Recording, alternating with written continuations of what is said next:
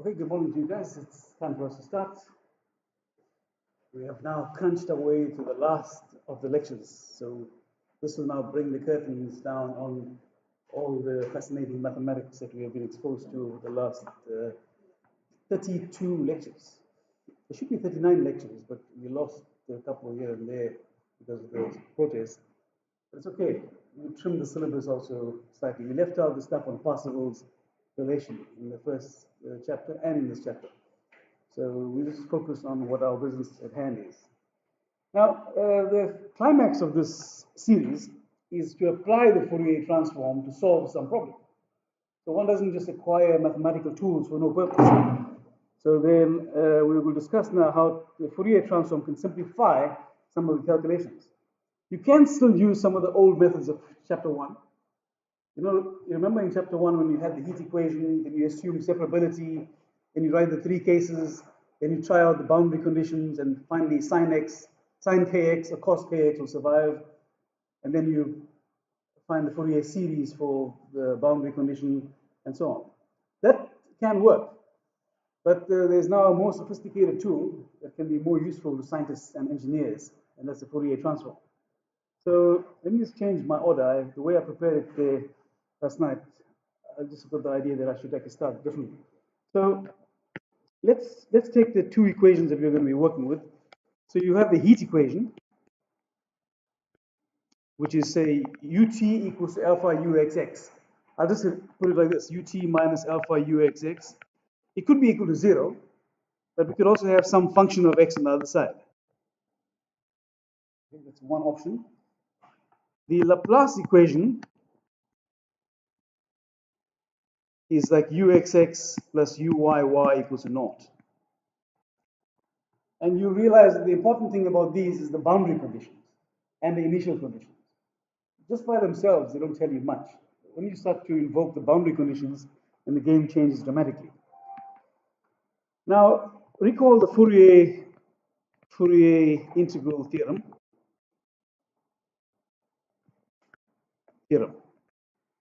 So you can write a function f of x as something from 0 to infinity, some f of k. You can either have sin kx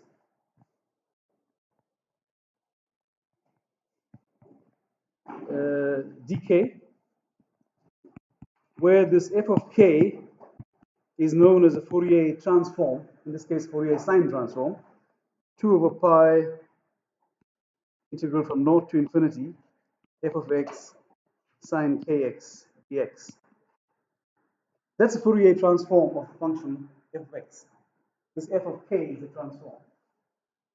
We can plug the transform into the formula here and then produce a function of x, which is what we're going to need in our game for today.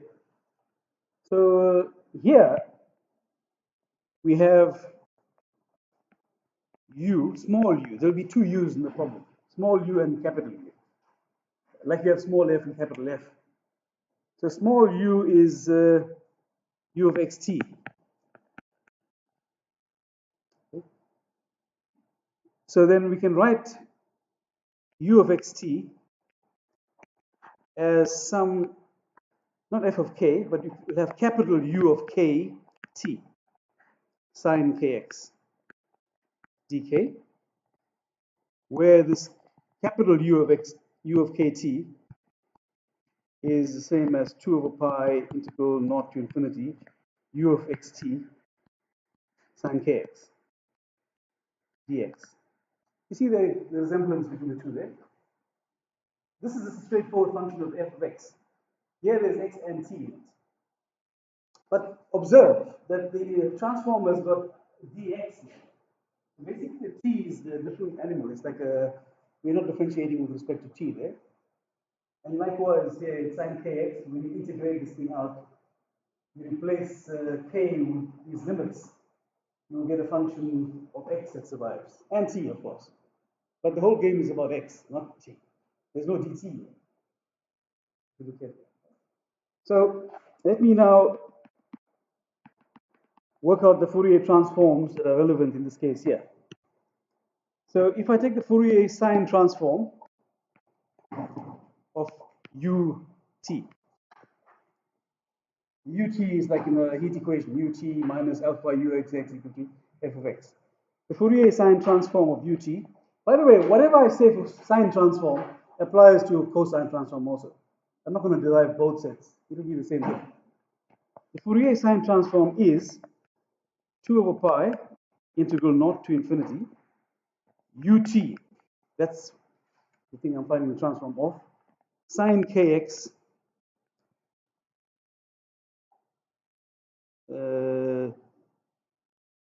dk dx. This is dx. And the important point is this is dx. Now this here, if you look at the ut, right, and the fact that we are doing dx here, it means the ut doesn't actually influence the x in any way. So I can actually say this is actually dt of 2 over pi integral 0 to infinity u sine kx dx. Because the differentiation is dt here, partial. But this here is capital U. So it's actually capital U t. This thing is capital U. Look above. Capital U is 2 over pi integral of u sine kx. I was able to take the partial differentiation with respect to t outside the integration. That's perfectly legal because the integration has got dx. It's totally legal for me to take the dt outside. So that's one thing. The Fourier transform of ut, you need to remember that, is capital ut. That's quite easy to remember. It's the same thing basically. But small u has become big U. Big U is a transform. Small u is a given function, or what we're trying to find. Now, in the same vein, if I take the Fourier sine transform of, say, uyy, again, it's like 2 over pi integral 0 to infinity of uyy sine kx dx. Again, we must observe we are doing the stuff with respect to x. So the y part is actually like a squared dy squared of 2 over pi integral 0 to infinity of u sine kx dx. And that's just uyy. So far, it's smooth sailing. Things are happening as we expect. The transform of the derivatives are working out to be the same derivative of the transform, which is quite nice. But that's where the nicety ends. Now the game gets harder when you have a uxx here. Now x enters the picture. So now you can't do the straightforward taking the partial outside and stuff. That's illegal. Because uxx, you're differentiating with respect to x. So let's handle that animal by itself. Let me just highlight this uyy. Becomes capital uyy. So now let's take the Fourier sine transform of uxx. Oh, by the way, an important point here, let me just go up here a bit, and we can just insert this, if it's possible for you to just insert this in top. An important point is that u at infinity, t, is less than infinity. In other words, it's bounded. When I say u at infinity t, it's like imagine having a long rod.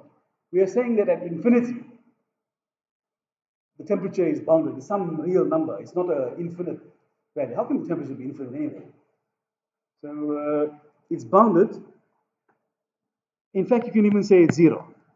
It comes down to zero. So you can imagine a rod being heated here, and the rod is infinitely long.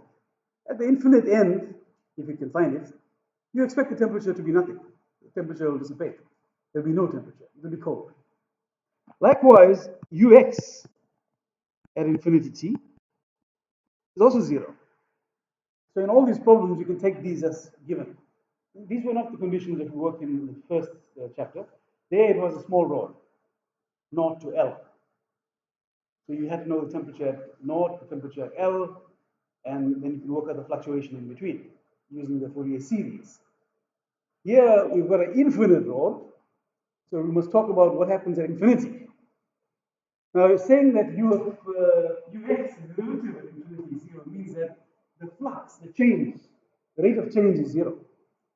Now, doesn't that make sense? Unless you're Buzz Lightyear and you can go to infinity and beyond, then nothing happens after that. In other words, there is no change of temperature at infinity. So this is very difficult. There's nothing fantastic about that. You can't go beyond infinity anyway. So we take it that the temperature at infinity be 0, and temperature flux, temperature change at infinity is also 0. So those are important things I'm going to use in this integration now. Also, you will have like a, see, let me just have a small side show here.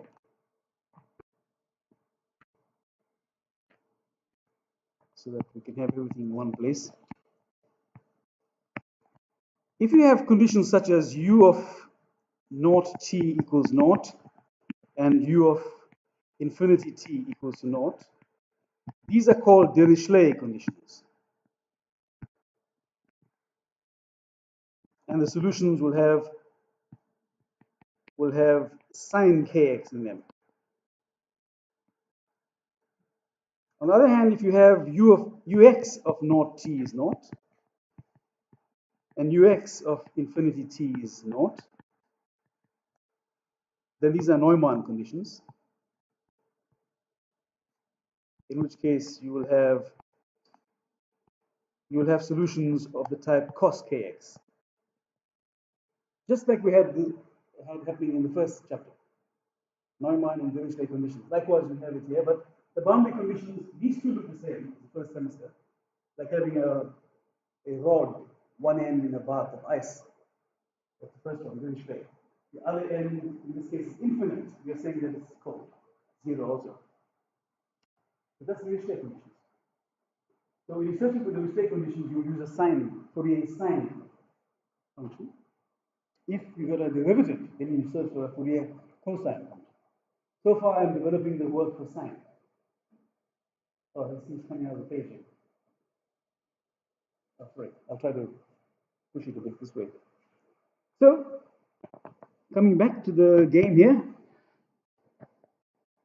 that's 2 over pi integral uxx sine kx dk.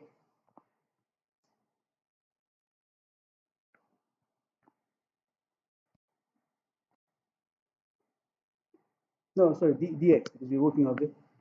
I had it, dx here.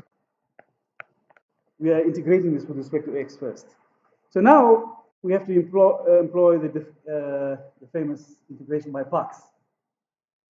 uv minus integral v du. Except that I'm using u already here, but let me call it u1, just to be on the safe side.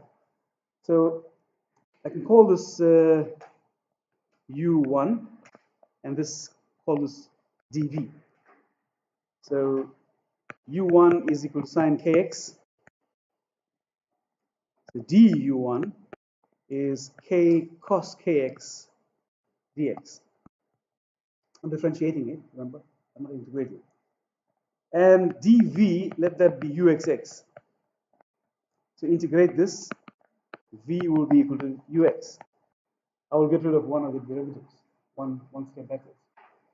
So then, this thing will work out to be 2 over pi uv, u1v. So it'll be ux sine kx,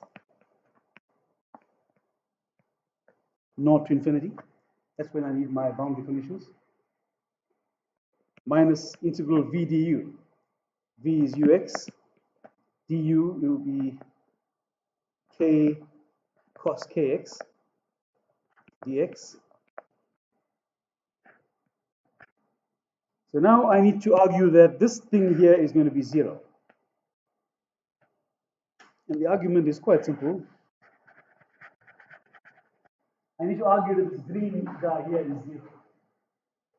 So when I plug in infinity, it will be ux at infinity, which is 0, times sine of k infinity. That may not be 0 because that would be a sine function has a certain wave. But this is 0, it will feel that. Likewise, when I plug in a 0 here, ux at 0 is 0 according to the condition that we're going to be using. And of course, it doesn't matter if that's not 0, but sine 0 is 0 anyway. So either way, this guy can die. So whatever the initial condition is, at 0, sine 0 is 0. So it dies. So then this thing comes down to minus 2k over pi integral cos, or ux cos kx, ux cos kx,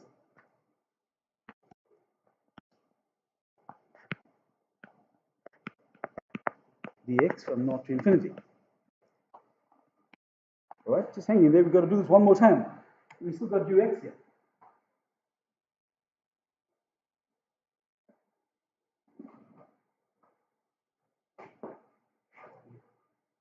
Oh, I see. What I shall do is use this lasso tool and pull it around there.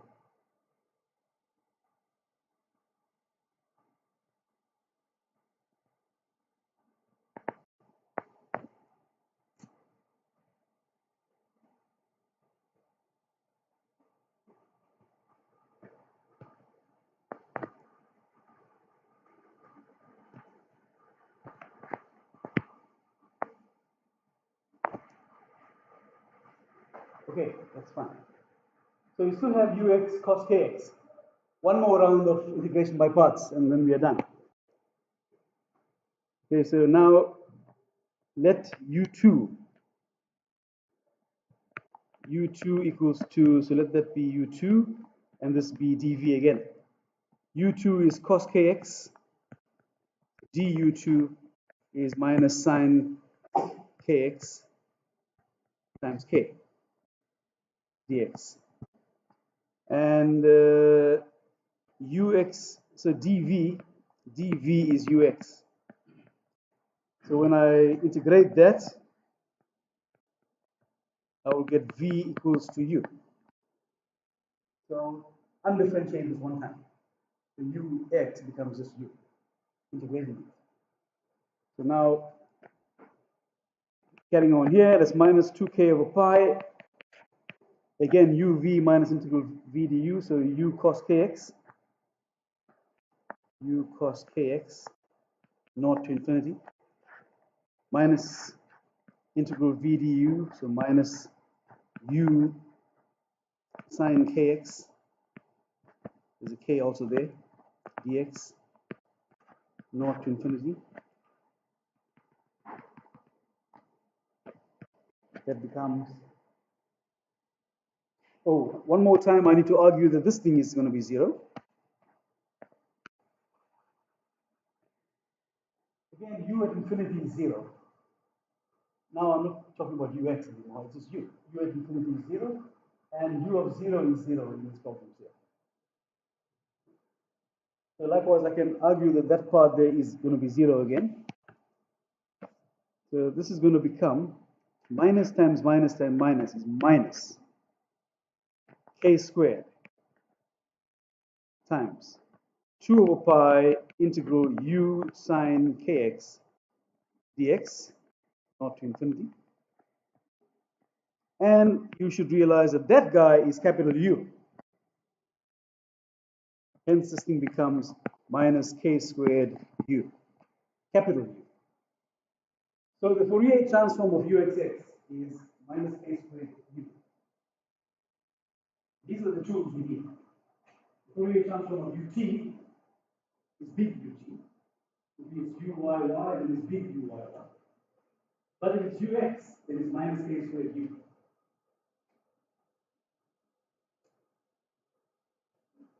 So that's the long and the short of the story. I can write this like a script. The Fourier transform of ut is capital UT. The Fourier transform of uyy is capital Uyy. And the Fourier transform of uxx, small uxx, is minus k squared capital U. No derivatives. Okay, so we need to use those tools. That's all you need to remember, by the way. I derived it now. You don't have to worry about the proof before this. These are the transforms, the classic transforms. They're always used. Any questions? So now I'll take a problem.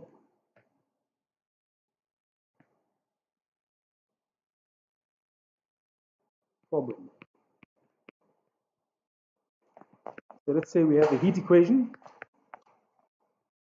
ut minus alpha uxx equals to some function of x. So it's like a rod. It's a long infinite rod.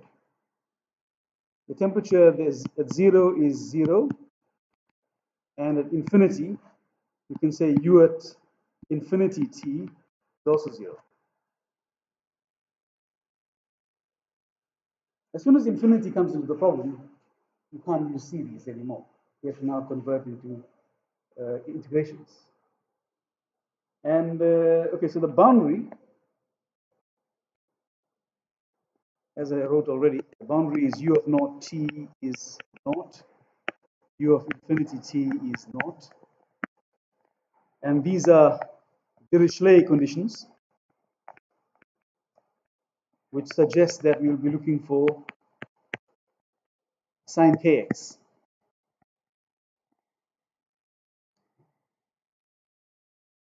Then you also have the initial condition. You have to state what the initial condition is.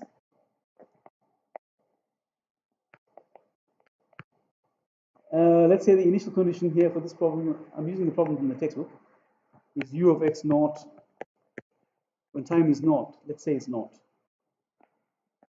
So the problem is to find u of xt. That will give you the temperature at any x and t value in the rod. At any x value, as time elapses, you plug in x and t into whatever formula you get in the end, that will give you the temperature profile. And then you'll know how temperature dissipates in the rod. Okay, so we are going to take the Fourier transform of the heat equation.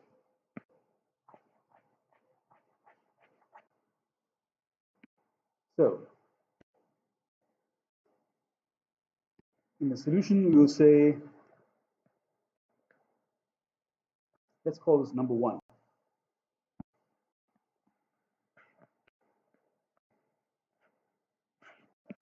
So, take the Fourier transform of 1. So, the Fourier transform of ut minus alpha Fourier transform of uxx equals to the Fourier transform of f of x. Take the Fourier transform of this, and this. Fourier transform of this will be easy. F of k. There will be capital U of capital U. So then, now what did I just say? I said the Fourier transform of ut is capital UT. The ut minus alpha. And isn't this here minus k squared u? This one here is f of k. It's a standard Fourier transform. That's where you will have to use a residue theorem sometimes. Suppose the function is x over x squared plus 1. This f of x. Then you need to calculate x sine kx over x squared plus 1. Then you need to find the poles. Then you use the residue theorem, and then you get the, sometimes take the imaginary value and get the answer. So that's where the complex analysis business comes in. It's all related. So this thing becomes ut plus k squared u equals to f of k. Let's see now. I just juxtapose the entire order here. Okay, let's hit this with the integrating factor method. So this is first order. This is a first order differential equation. We can use the integrating factor method.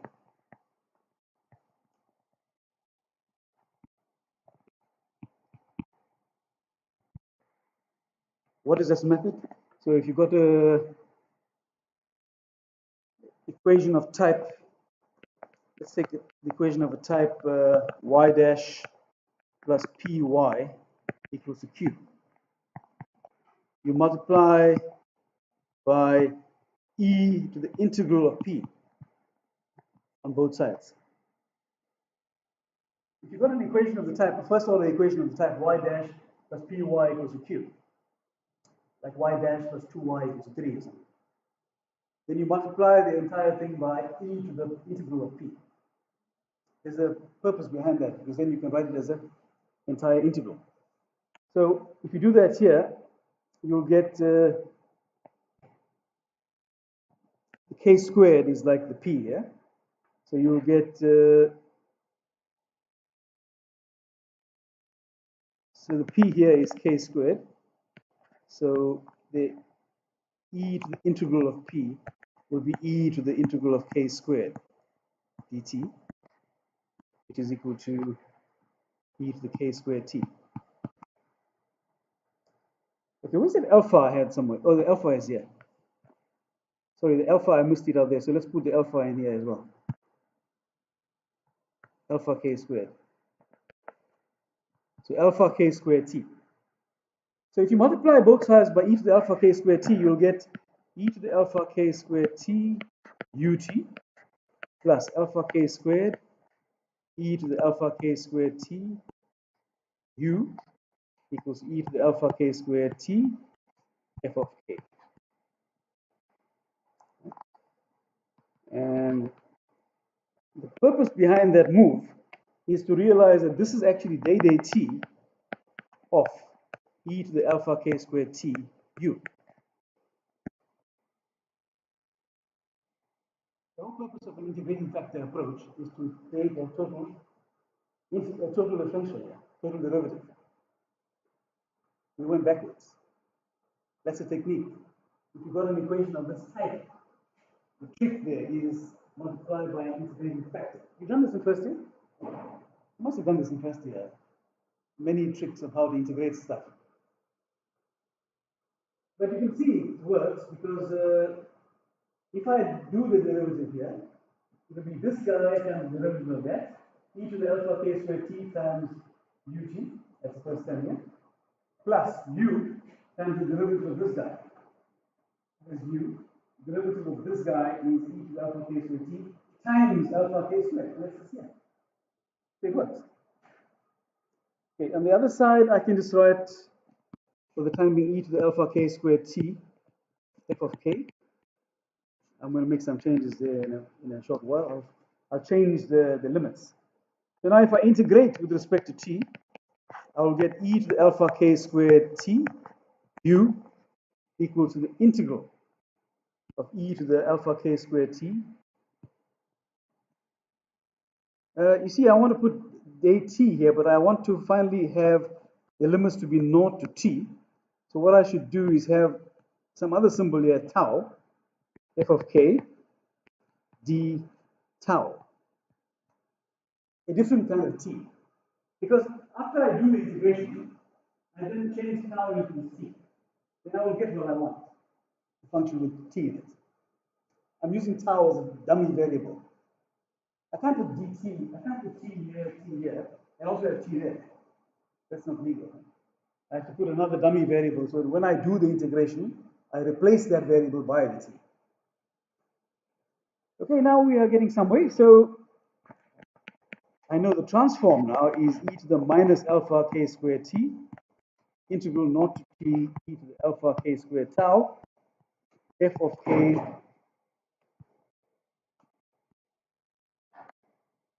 d tau.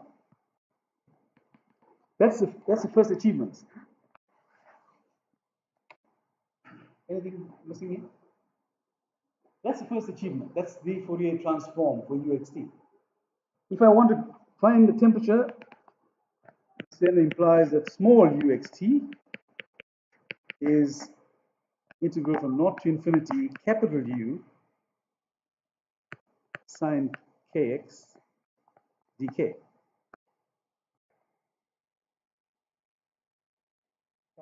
Capital U of kt, that is. maybe you should write KT there.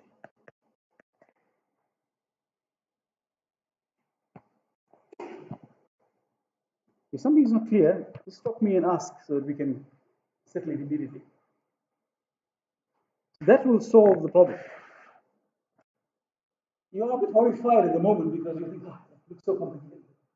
He hasn't even raised anything. Now you've got to plumb this thing over here, times sine kx. Like, how can that possibly be useful? Man? We have to still do some integrations, two of them. This one has to integrate first. Then you take the result of this here, put it here, and then integrate again. So you likely think that this is quite useless at this stage. I can't blame you for thinking that, but we have actually solved the problem. We have found an expression for the temperature. It's given by this thing here. This long guy plugged in here times sine kx dk. But let's make it a little more practical by taking an example of a function.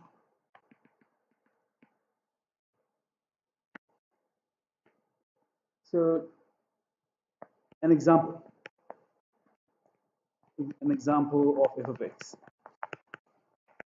Say f of x is e to the minus sx, for s some positive number. Then the Fourier transform of that is 2 over pi integral e to the minus sx sine kx dx from 0 to infinity. I now need to just crank it out. I can then say that this is 2 over pi, imaginary part of 0 to infinity e to the minus sx e to the I kx dx. Sine is the imaginary part of e to the minus e to the I kx. And then just churn this out. That's 2 over pi, imaginary part of. So what's the integral of this? It'll be e to the minus sx plus I kx over minus s plus ik from 0 to infinity. It's 2 over pi, imaginary part of. So e to the minus sx, that will give you a, I've discussed this before in previous problems. When you plug in infinity here, e to the minus infinity becomes like 1 over e to the infinity, that's 0. And then when you plug in a 0, e to the 0 here to the place of x, it will be 1. But it will be minus 1 because it's 0 minus 1. So it will be minus 1 over minus s plus ik. That's 2 over pi, imaginary part of 1 over s minus ik. Multiply the top and bottom by s plus ik over s plus ik. And you get 2 over pi, imaginary part of s plus ik over s squared plus k squared. And the imaginary part is 2 over pi k over s squared plus k squared. Yeah, that's right. This is the real part, and that's the imaginary part. S is the real part, k is the imaginary part. So we just lift off the k. The imaginary part of this thing here is k over s squared plus k squared. So now we know what the f of x is.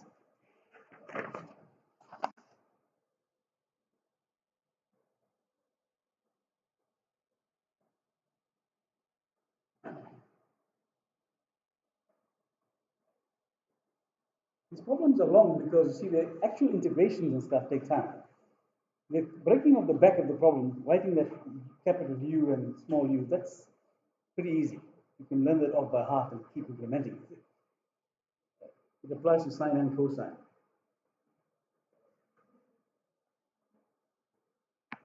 Now, returning to the problem.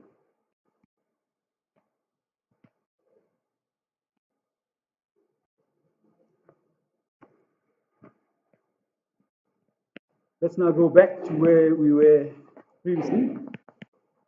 Returning to the problem, we had u equals to e to the minus alpha k squared t, integral from 0 to tau, e to the alpha k squared tau, and we had this f of k there, and this we now know is 2k over pi into s squared plus k squared d tau. Yes, that's what we have. So it's d tau, so the s squared and k squared and stuff is not really relevant. So we can pull out this, let's take the entire 2k over pi into s squared plus k squared outside, e to the minus alpha k squared t, and then we just left with the integration of 0 to tau e to the alpha k squared tau d tau.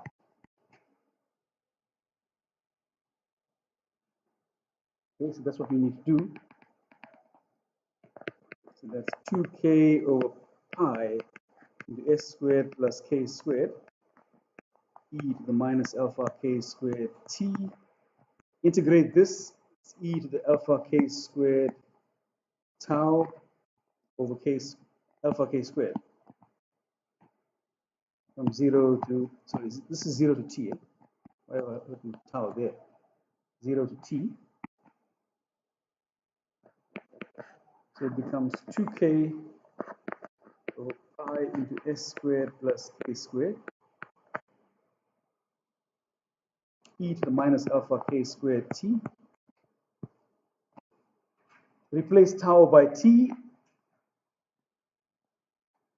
It will become e to the alpha k squared t minus 1. E to the naught is 1 over alpha k squared. And that's where the problem almost ends. Somehow you don't think it's coming to an end. But it's almost over now. So just hang in there. We can cancel the k with that.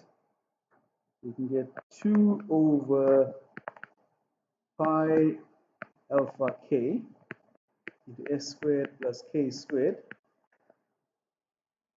into, I'll multiply these two out, you get a 1 minus e to the minus alpha k squared t. That's capital U. And in conclusion, believe it or not, it is now over. We may write uxt is 2 over pi alpha integral 0 to infinity 1 minus e to the minus alpha k squared t all upon k into s squared plus k squared sine kx dk. That's it. Yeah, there's still an integration to be done, but we have achieved a lot by reaching that stage. We still have to answer the integral.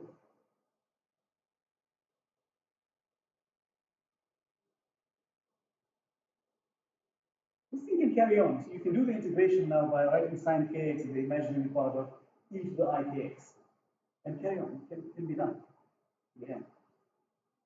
It will be messy. Because now there will be k into k squared plus s squared. There will be 3 poles. Also, the residue theorem will have to be tweaked. You remember the residue theorem works from minus infinity to plus infinity. But in the case of even functions, we can double it and stuff. I think for safety's sake, let's stop at that stage for this problem. We won't go on and turn out the integral. If you insist, though, we can carry on. I think it's tedious. And you wouldn't want to see that in an exam for like 20 marks. As it is, it's like about 8 marks, 9 marks or so. Any questions? Don't be too worried. We are almost at the end now. Just hang in there. So for now, we have learned how to do the Fourier transforms. Transform of ut is capital UT and so on. If it's uxx, then it's minus k squared u. Let's now finally apply this to the Laplace equation. We won't have a break because I think we'll just stop a few minutes early if we can. While we in the action, we should just finish off what we are doing.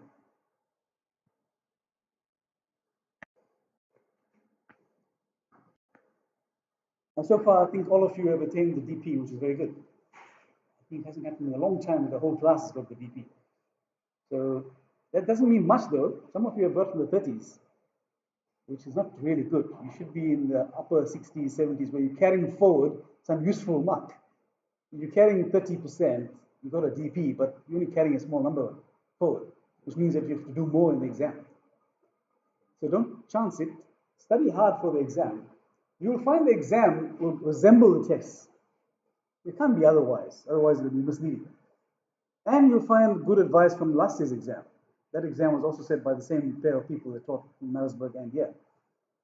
If you go beyond last year, then I don't recommend it at all. Things were quite dangerous before that. In fact, when I was head, I had to come in and rescue this course and put it back on the track. So maybe next year I'll leave it and somebody else can take over and all the videos and stuff are done. I can do some other course where I can do the same thing. So I don't advise you going beyond last year's papers. You may think it'll help you, but I don't think so. You'll get confused. So now let's end off with the Laplace equation.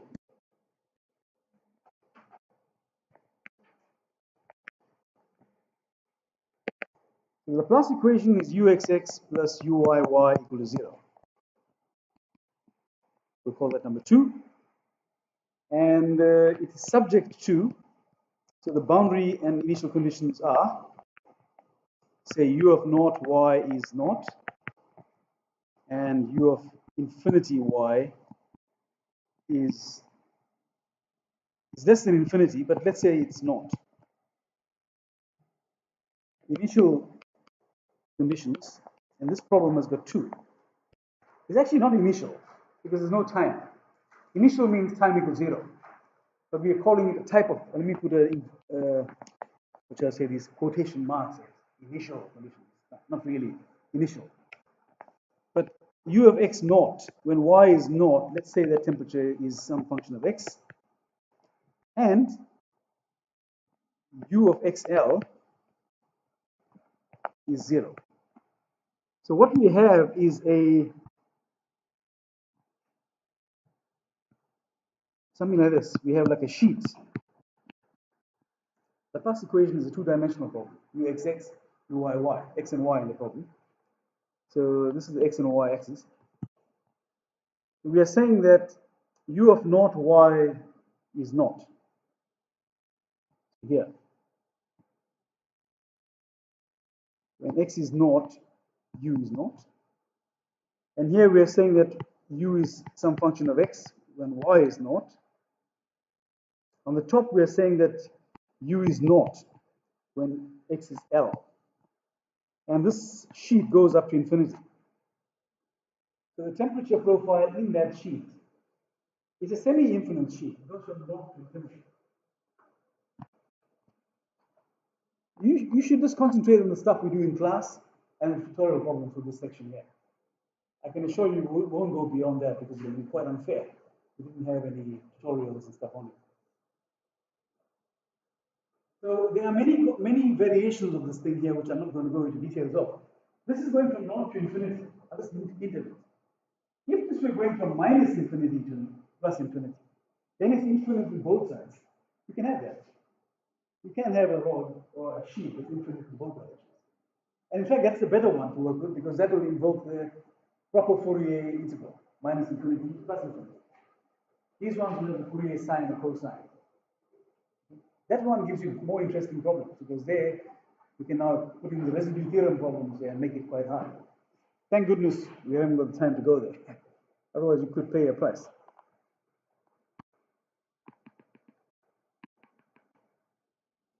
Okay, so let's now solve this. solution. Again, we have Dirichlet conditions, because we're not talking about ux, the derivative of u. So therefore, we look for solutions with sine kx. With sine kx.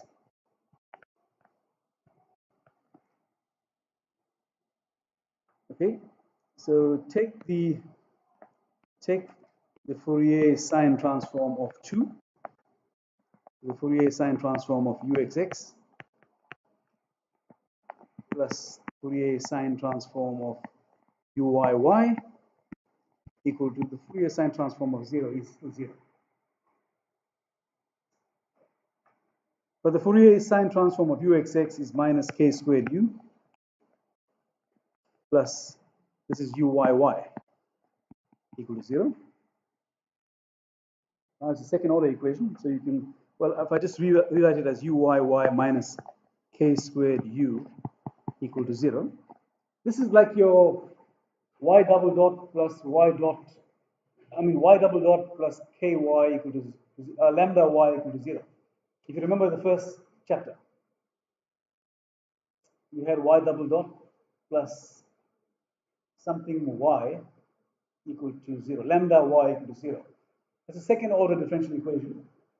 And it had three possibilities: a sine kx, a cos kx plus sinh kx, ax plus b, and a sine cos plus sine. There were three possibilities because the lambda in the first chapter could either be more than 0, equal to 0, or less than 0. But here that doesn't arise because we know this is the minus k squared. Here, the eigenvalue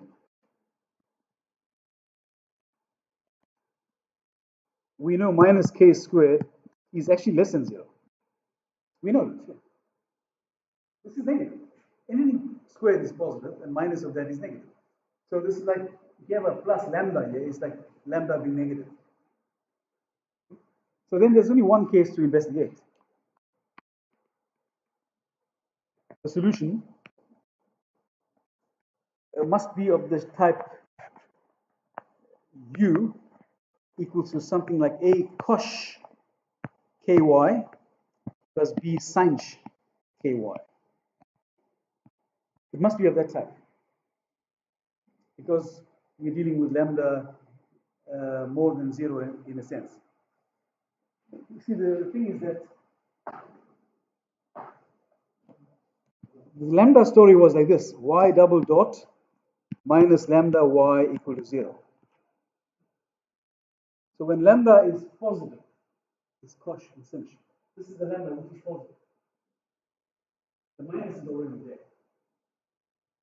So when lambda is positive, so this solution here is y equals to a cos plus b sin if lambda is positive. If the thing in front of y is a positive, with the minus sign, if this stuff is positive, which it is, then it's cos and sin. You can go back to chapter 1 note and you'll see that's what we said. So that's what we are at now, cos and sin.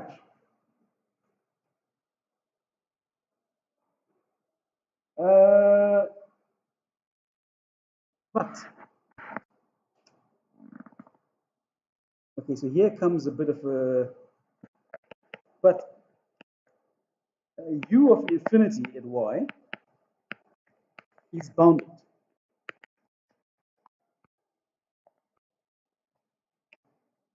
Okay.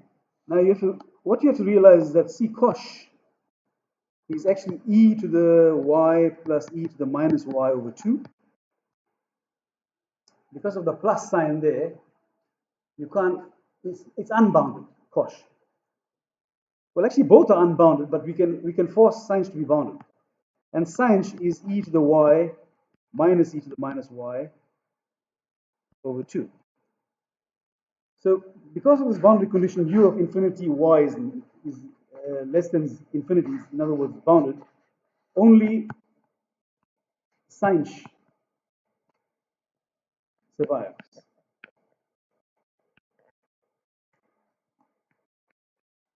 I can allow sin to be a bounded function. So it would be something like b sin ky.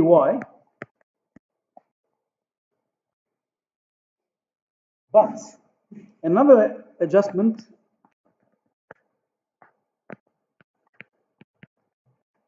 we also need u of xl to be 0. So we adjust to u to be, say, b of, I see in the book they changed it to capital C, but I'll just carry on with b because it doesn't really matter. Sin k of L minus y. You see, if I had cos there, u of naught will not be a naught. You can try each boundary condition by itself. U of naught, what is cos of naught? Cos of naught? 1. E to the naught plus e to the minus naught. 1 plus 1 is 2 over 2 is 1. But here, with sin, I can never naught. That's why the sin function survives here, not the cos. In fact, if you look at one of the top problems, I think number 80, I wrote the solution not as cos and sin. I can write these as a e to the ky plus b e to the minus ky. In other words, I can write them in terms of the e function. I have a choice. It's an equivalent thing. I can lump all the e to the y's together and all the e to the minus y's together. And then I can say that the positive one can survive. One is bounded, one is not bounded. E to the y is unbounded. E to the minus y is bounded. Because e to the minus y goes down to 0. These are the arguments you have to turn your head around with. But this problem here is a little easier in the sense that it has to be sin surviving, not cos, because the boundary condition u of at naught will not be naught if you have a cos in the problem. Anything that you're not clear on there? Quite a lot of explanations, but it might be good to ask some questions to establish the facts before I conclude the problem. So far, I've reached the stage of the transform.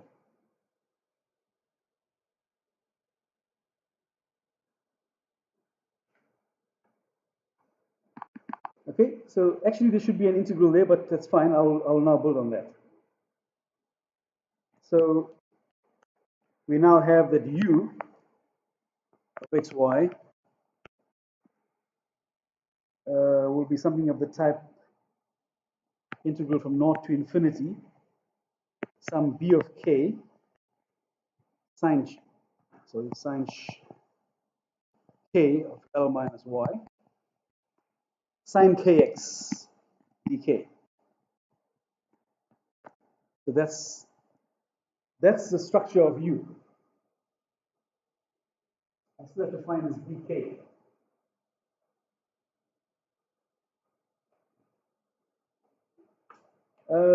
Now I use the last initial condition, the so-called initial condition.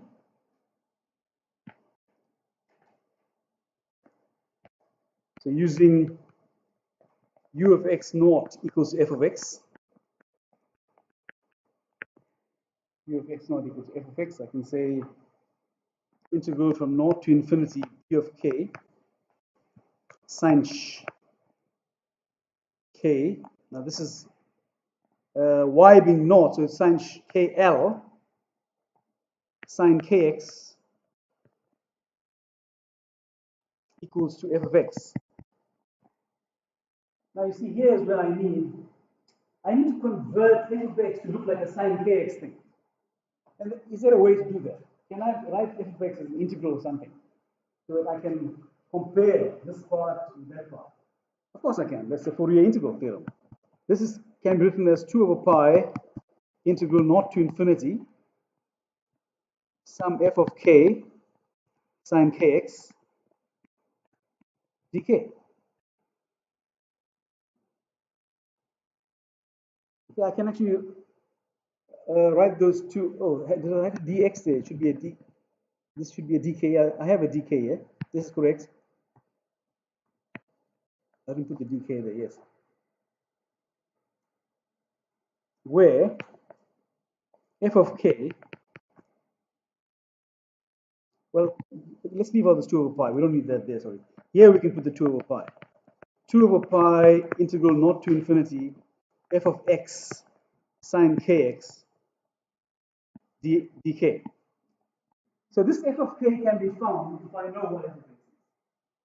Like if it's a function like e to the x, I can find that easily by integration, imaginary and so on. If it's x over x squared plus 1, I can even do that because that, well, I'll take that as an example. That would be like a odd times odd, which is even, divided by an even, which is even.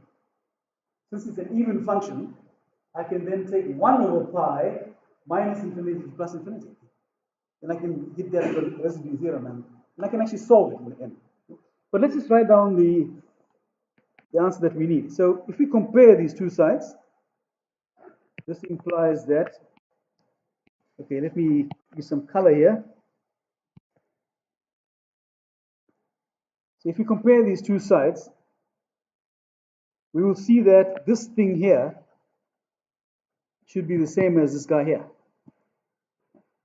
Because everything else is the same. Sine kx dk, sine kx dk, integral naught to infinity. So to match, the bk sine kl should be equal to f of k. So bk, b of k sine kl equals to f of k. And that f of k can be found by calculating this guy. Therefore, the b of k is simply f of k over sine kl,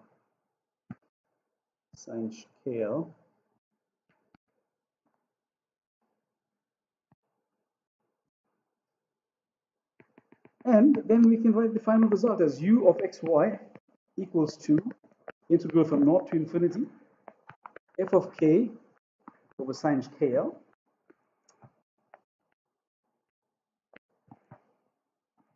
sine k of L minus y sine kx k.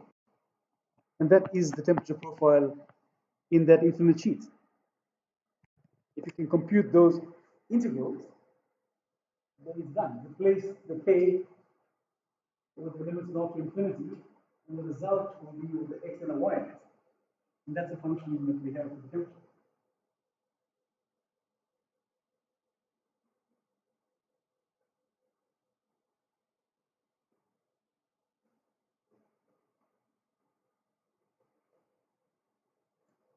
So in conclusion, you notice I've been saying in conclusion for the last 45 minutes.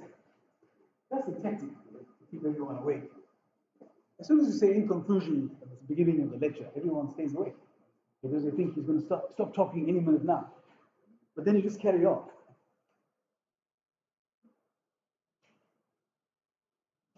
Well, in conclusion, I was making an example last night, but it didn't work out, so I'll put it away and take another one.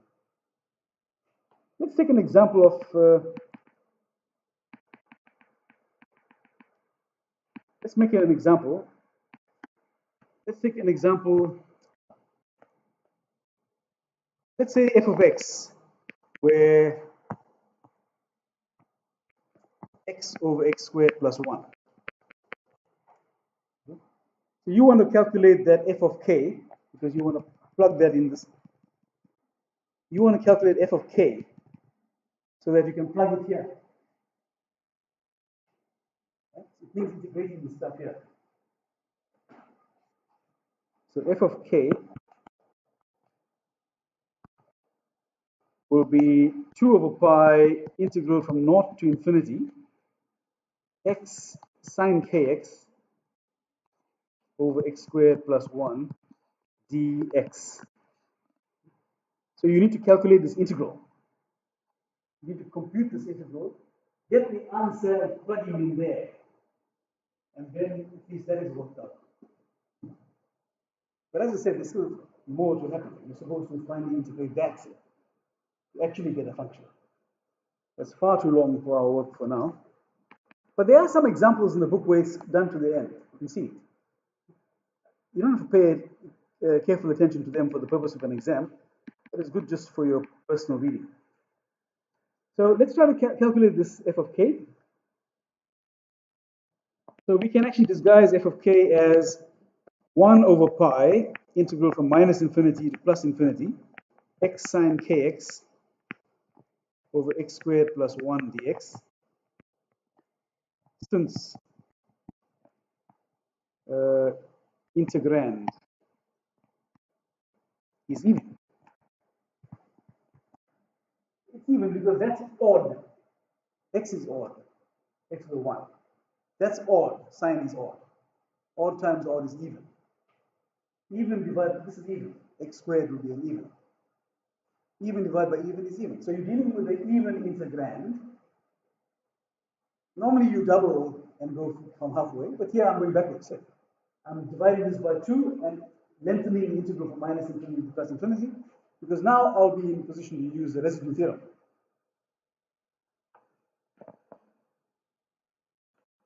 Okay. So what I will do is we can work out the poles here. You can take the poles z squared plus 1 equals 0, which means that z equals to plus or minus I. That means you plot these 2 points on the coordinate plane, complex plane, I and minus I. You throw around them an integral, a semicircle contour. And then now you're in a position to realize that only I lies in the contour. So I can use Cauchy's integral theorem if I like, or I can use the residue theorem. I can say this is 1 over pi, this is 2 pi I, residue of, oh, by the way, before that, we can take the imaginary part of this here, otherwise we get stuck. X e to the I kx over x squared plus 1 dx. We will need the imaginary part of that, principal integral. So we put a small dash there. So that's 1 over pi. Now I can use the residue theorem. 2 pi I residue of z e to the I z over 2z. Remember how that works? You differentiate the denominator. Z squared plus 1, x is now z. Z squared plus 1, differentiate that is 2z. You don't differentiate the numerator. And then you plug in the point z equals to I. So that becomes 2I. Now you substitute I here, that's I e to the, where's the k? So it's IZ, it'll be minus 1, minus k over 2I.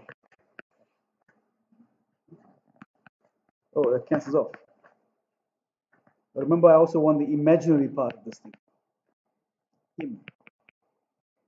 So the imaginary part of this is just e to the minus k. The imaginary part of that is just e to the minus k. So that's using the residue theorem.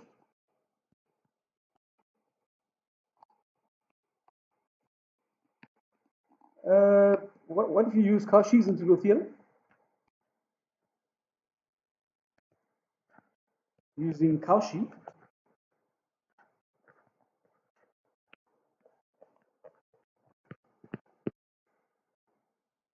so there you can say that's 1 over pi imaginary part of z e to the I kz over z. So I will have to have a z minus z plus I here, and divide the top by z minus I.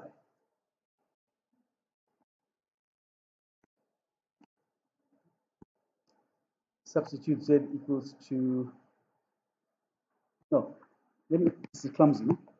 Instead of writing so many lines, let me just write one line. I want to find the thing at z equals to I, so I divide by z minus I. So it'll become, I will substitute z equals to I, so it'll be e to the I kz over z plus I. Because all of this here is divided by z minus I. Z equals to I means the factor is z minus I. So this is f of z over z minus I. And you get the same result. Pi imaginary part of e to the minus k with 2I. I suppose I have times 2 pi I here. And you get the minus k. Okay, so either the residue theorem you can use the differentiation of the denominator, or the Cauchy integral theorem where you arrange it as f of k, f of z over z minus a. Right, so that's where we come to an end of the entire syllabus. There are 4 problems that are relevant in this section. You should work through them. I have given you all the answers in the website. But if you get stuck, then you're always welcome to write to me or come and see me in the office, and I can help you to unpack that for you. Right, thank you very much for your attention over the last 34 weeks. I wish you all the best for the exams, and this will not be the last time